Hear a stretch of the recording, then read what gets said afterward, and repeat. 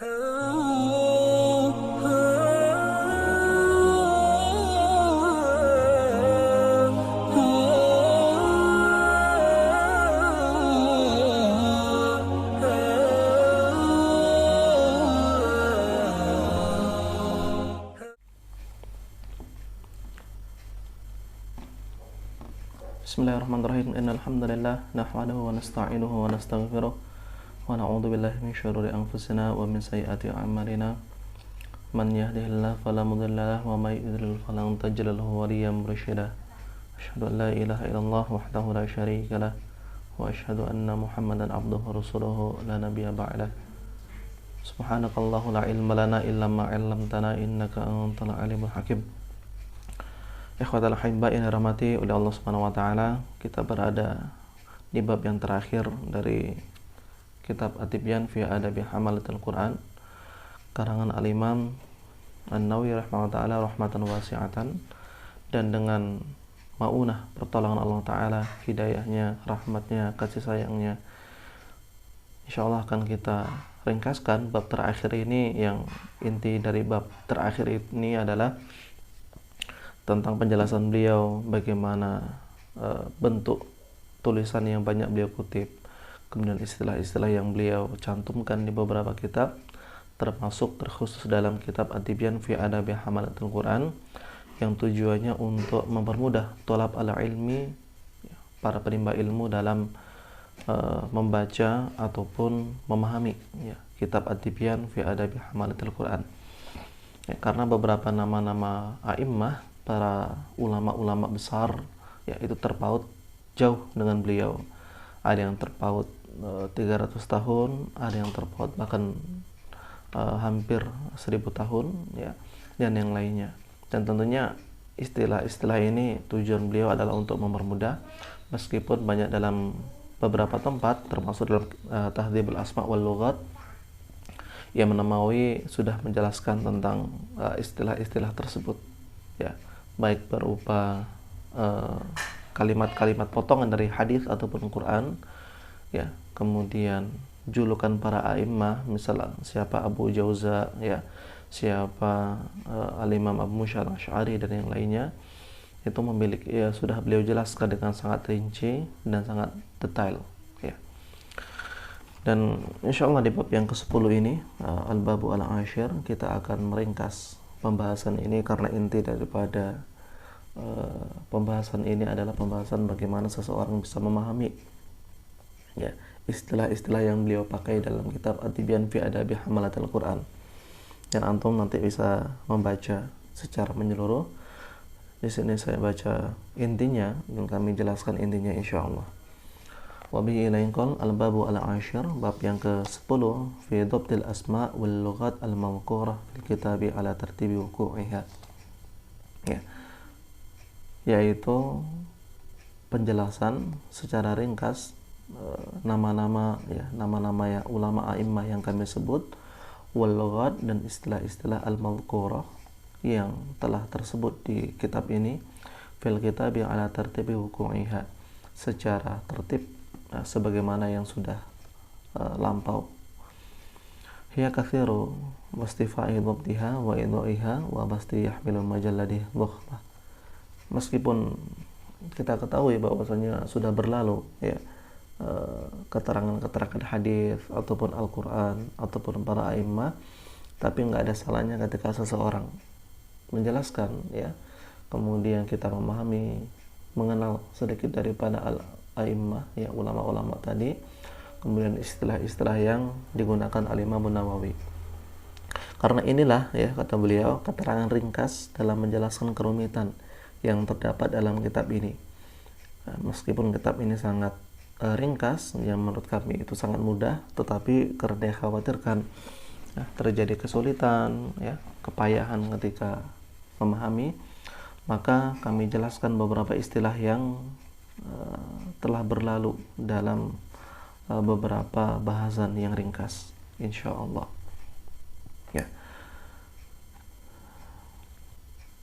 Fa'awalu dzalika fil khatil alhamd ay tsana'i bi jamali sifatil karim fi sifatillahi ta'ala al-mutafaddil wa qila ghaira dzalika wal manan ruwaina an Ali bin Abi Thalib rahimallahu wajhah annahu ma'na alladhi yabda'u bin nawal qabla su'al.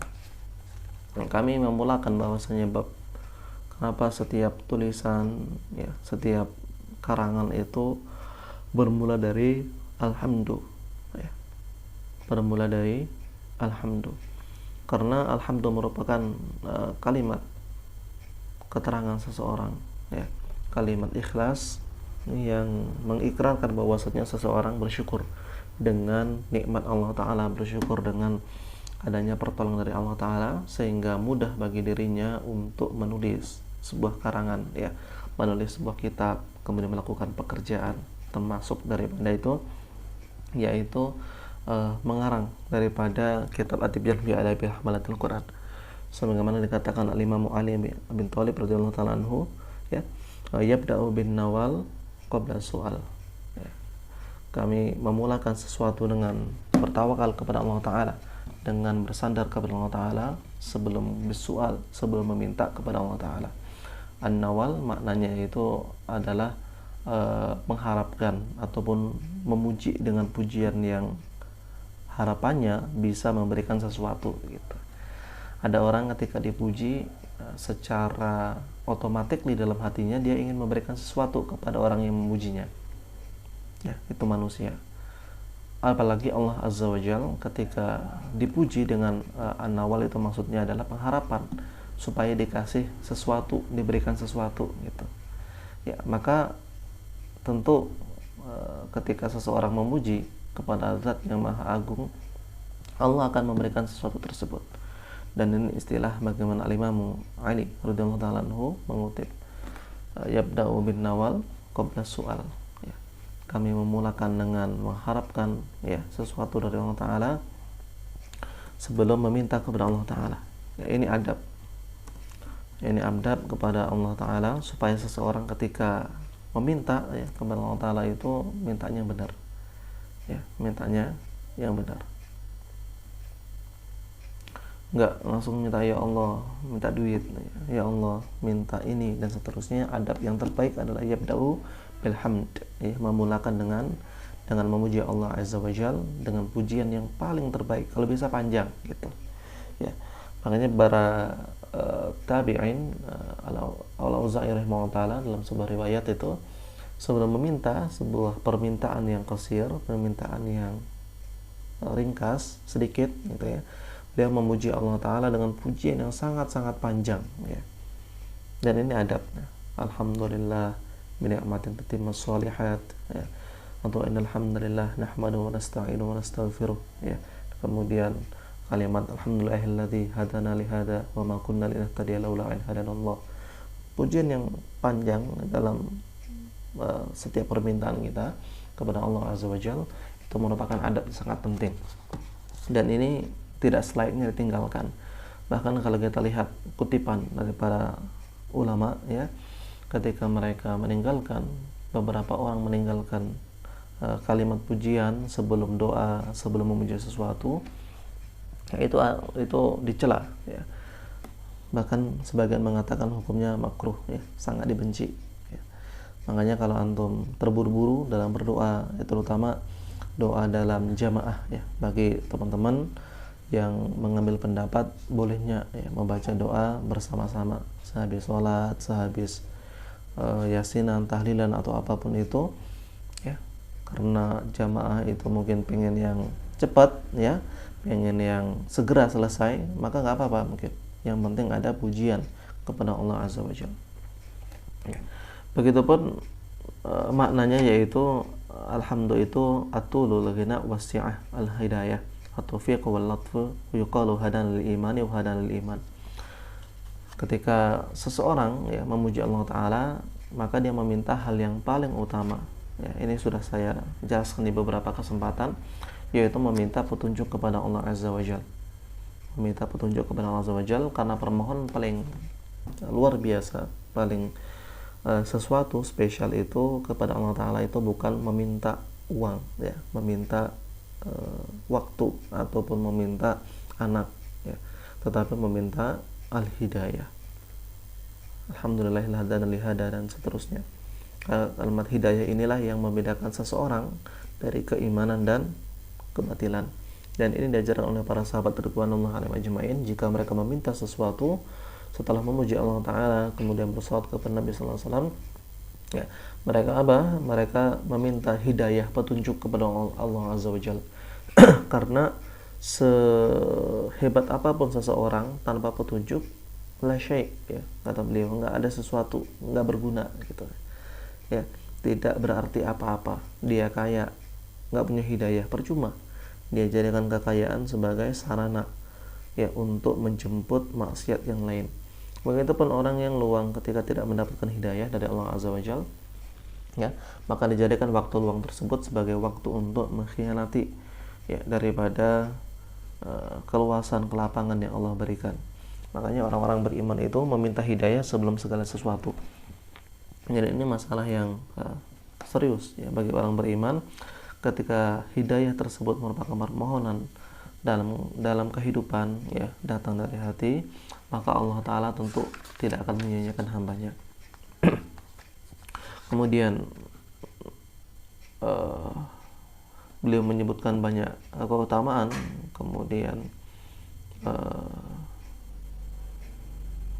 menyebutkan banyak keutamaan tentang hal ini, ya, tentang al-hidayah, tentang petunjuk bagaimana orang ketika sebelum mendapatkan rusyda, mendapatkan kefahaman, ya, berupa perilaku kebaikan, ya, perilaku bagaimana mencontoh Nabi Sallallahu Alaihi Wasallam, sholatnya Nabi, ya, sedekahnya Nabi, hajinya Nabi, dan seterusnya, maka tentu ia memahami dalam pikirannya itu berupa apa? Pikiran kebenaran dan pikiran kebatilan.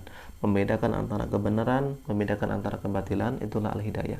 Sebelum dia mengamalkan semuanya, ya, mengamalkan kebaikan dan meninggalkan keburukan. Dan ikhwan sekalian rahmati Allah Ta'ala, inti daripada tulisan beliau itu beliau banyak menulis kalimat-kalimat yang lain setelah ini, yaitu tentang istilah-istilah utrujah, kemudian istilah-istilah zuhriyah, kemudian istilah-istilah kalimat-kalimat yang lain yang ini saya harapkan antum bisa murojaah sendiri, ya. Ini bisa dipahami, ya, sendiri karena ini hanya istilah. Begitupun kalimat-kalimat penjelasan daripada istilah ulama, yaitu misalnya kita mengenal Abu Musa al-Asy'ari rahimahullah rahmatan wasi'an, nama aslinya Abdullah bin Qais, nisbatkan namanya Asy'ari, itu kakek dari suku beliau. Beliau mengutip perkataan sahabat Nabi yang mulia, yaitu Abu Musa al-Asy'ari, dalam beberapa tempat, yaitu hadis, dan beliau menjelaskan di sini bahwa nama beliau yaitu aslinya Abdullah bin Qais, bukan Abdullah bin Qais, ya. Begitupun kalimat utrujah, ya, kita sering kenal kalimat utrujah gitu. Utrujah itu nama tanaman yang terkenal di Arab, terkhusus di Hijaz, ya. Kalau kita bisa dapati, itu wilayah pesisir selatan daripada Saudi, ya, sekarang. Beberapa sahabat Nabi juga menanam di Madinah. Nah, sebenarnya bukan orang, sebenarnya aslinya utrujah itu tanaman yang terkenal, ya, yang dikatakan bahwasanya istilahnya yaitu tarunjah dalam Sahih Bukhari, ya, itu al-at'imah, makanan, ya. Ada jenis makanan utrujah atau tarunjah yang hadis ini disebutkan maknanya utrujah, yaitu sebuah nama makanan yang harum, ya, yaitu harum mulai dari bunganya, ya, kemudian di daunnya, bahkan batangnya. Dalam satu kesempatan itu kalau dikeringkan, kemudian dimasukkan air dalam beberapa waktu, kemudian diperas, dan itu jadikan parfum, ya, utrujah. Kemudian beliau banyak mengutip nama-nama ulama, begitu pun istilah-istilah tempat, kemudian istilah-istilah hadis yang beberapa sudah saya jelaskan di beberapa episode yang lalu, yang antum ketika ngikutin insyaallah memahami hal ini, ya, memahami hal ini. Maka saya harapkan antum bisa membaca dari istilah-istilah ini yang tujuannya murojaah, ya, tujuannya murojaah. Kemudian Imam Nawawi mengatakan bahwasanya hada akhiru ma tayassara fi hadal kitab, ini adalah akhir daripada yang kami harapkan untuk memudahkan memahami semua kitab ini. Tujuan daripada penulisan bab ke-10 atau klimaks daripada kitab ini adalah bagaimana seseorang mudah ya ketika memahami kitab. Dia lupa tuh istilah-istilah di bab pertama, bab kedua sampai bab ke-9, maka dia bisa kembali ya untuk mengulang di bab yang ke-10. Begitu bab ke-10 ini tujuannya untuk menguatkan hati seseorang ketika memahami daripada istilah-istilah Qur'ani ataupun istilah hadisi. Wa huwa nabdahu mukhtasar bin nisbah ila adabil qira. Dan ini adalah perkara yang cukup penting ya, supaya seseorang itu dalam memahami Al-Quran dan menjadi seorang qurra, dia mampu mengenal istilah meskipun istilahnya itu pendek ya, singkat. Walakinna hamalani ala ikhtisari ma dzakartuhu fi awal kitab. Memang saya sudah meringkaskan istilah-istilah tersebut, yang baiknya itu memang bab ini cukup panjang gitu ya. Bab ini cukup panjang. Tapi karena ini diperuntukkan bagi orang amah, orang yang umum, maka saya meringkas istilah-istilah yang cukup panjang tadi. Antum bisa mengenal ya siapa Abu Musa al-Asy'ari itu seharusnya disebutkan ya. Bagaimana karakter beliau, kapan lahirnya, kapan wafatnya, usia berapa, kemudian bertemu dengan siapapun. Memang seperti itu dalam Tartibul Asma wal Lughat. Tapi dalam kitab yang diperuntukkan bagi orang-orang yang ingin ringkas, terutama bagi awal penimba ilmu, itu sekedar mengetahui namanya dengan lakopnya itu sudah cukup gitu ya. Wa as'alullahu al-'azim an yanfa'a bin naf'il 'amim li wal ahbab wa kullu nadhir fihi wasailil muslimin fid darin. Dan aku meminta kepada Allah yang azim, yang maha besar, yang maha gagah, yang maha kuasa, supaya Allah memberikan manfaat ilmu saya dan ilmu daripada a'immah kita kepada seluruh sairil muslimin, kepada seluruh orang Islam ya, di setiap tempat-tempat mereka berada. Dan doa ini tentunya diamini ya, wallahu alam, oleh malaikah ya. Dan sebuah manaqib disebutkan Al-Imam Nawawi, kalau keikhlasan hatinya, kesungguhan dirinya dalam menimba ilmu, dalam mengamalkan ilmu, maka doa-doa beliau diijabah oleh Allah Azza wa Jalla dengan izinnya. Dan kita dapati daripada hampir semua karangan Imam Yahya bin Syaraf bin Murid bin Hasan bin Husain An-Nawawi rahimahullah ta'ala ini ya, dimanfaatkan dan bermanfaat bagi kaum muslimin. Dari mulai At-Tibyan ya, kemudian Arba'in Nawawi, Riyadhus Shalihin ya, Majmu' Syarah Al-Muhallab, dan kitab yang lainnya, itu semua manfaat di kalangan kaum muslimin. Tapi sangat disayangkan beliau tidak mengarang sebuah tafsir ya. Dan ini tentunya diwakili dalam beberapa kitab beliau yang mengutip beberapa ayat Al-Quran. Kemudian walhamdulillahirabbil alamin hamdan yuwafi ni'mahu wa yukafi mazidah, wassalatu wassalamu ala akmal ala sayyidina Muhammadin wa alihi wa ala ali Muhammad wa ashabi ajma'in walhamdulillahirabbil alamin. Dan segala puji untuk Allah, Tuhan semesta alam, hamdan yuwafi ni'mah, yang dengan segala kesempurnaannya, segala pujiannya itu Allah Ta'ala menyempurnakan segala nikmat yang Allah berikan kepada kita. Nikmat iman terutama, nikmat hidayah, nikmat ilmu, nikmat segala hal yang bahkan jika kita menghitung nikmat tersebut tidak mampu mewakili setengah ataupun seperlapan daripada nikmat yang Allah berikan. Tentunya nikmat tersebut yang bisa kita fahami adalah nikmat yang kita anggap itu pengharapan ya. Sedangkan nikmat yang sudah Allah berikan tanpa terhitung itu tidak mampu kita hitung, tidak mampu kita ingat. Dan segala salawat serta salam kepada kekasih kita baginda Rasulullah Muhammad SAW, dan kepada ahli Muhammad, dan kepada keluarga Rasulullah SAW sampai akhir zaman nanti. Dan segala puji bagi Allah, tamma bihamdillah, sudah selesai kitab At-Tibyan fi Adabi Hamalatul Quran. Dan para akhwat ataupun ikhwan sekalian, semoga kita bisa mengamalkan bab At-Tibyan fi Adabi Hamalatul Quran. Antum amalkan, kemudian ajarkan kepada orang-orang dekat antum ya, kepada anak, kepada saudara, kepada santri sekalipun, yang harapannya mereka mampu mendapatkan barokah daripada Al-Quran ini ya, barokah daripada Al-Quran, barokah daripada kitab At-Tibyan, dan barokah dari a'immah kita yang lurus, yang mereka tidak mengharapkan apa-apa kecuali ridhonya Allah Subhanahu wa taala ya. Semoga bermanfaat insyaallah. Kita tutup dengan hamdalah, alhamdulillahirabbil alamin, dan doa kafaratul majlis. Subhanakallahumma wa bihamdika asyhadu an la ilaha illa anta astaghfiruka wa atubu ilaik. Demikian, mohon maaf bila banyak hal yang kurang berkenan dalam banyak pertemuan kita.